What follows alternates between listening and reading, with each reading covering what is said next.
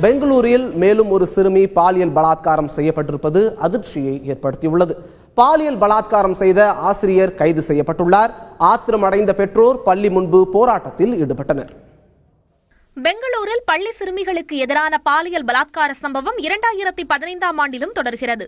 பெங்களூரில் உள்ள தனியார் பள்ளியில் 2ஆம் வகுப்பு படித்து வந்த 7 வயது சிறுமியை கடந்த சில நாட்களுக்கு முன்பு பள்ளியின் உடற்பயிற்சி ஆசிரியர் பாலியல் ரீதியாக துன்புறுத்தியதாக தெரியவந்தது.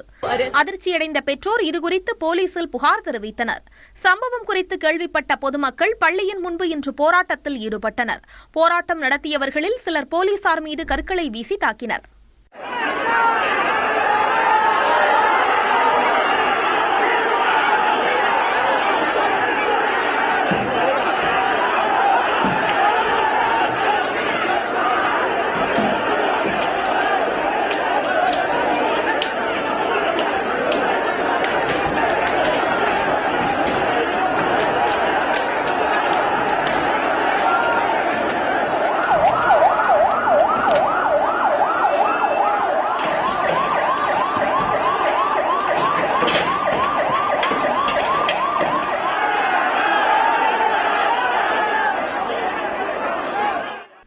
பதிலுக்கு போராட்டக்காரர்கள் மீது போலீசார் லேசான தடியடி நடத்தினர்.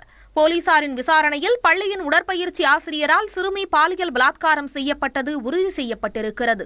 சம்பந்தப்பட்ட உடற்பயிற்சி ஆசிரியரை போலீசார் கைது செய்துள்ளனர். செய்தியாளர்களிடம் பேசிய பெங்களூரு போலீஸ் கமிஷனர் எம்.என். ரெட்டி, சிறுமி பாலியல் பலாத்காரம் செய்யப்பட்ட வழக்கில் உரிய நடவடிக்கை எடுக்கப்படும் என்று உறுதியளித்தார். எனவே சட்டம் ஒழுங்கு சீர்கெடும் வகையில் பொதுமக்கள் போராட்டம் நடத்த தேவையில்லை என்றும் அவர் கேட்டுக் கொண்டார்.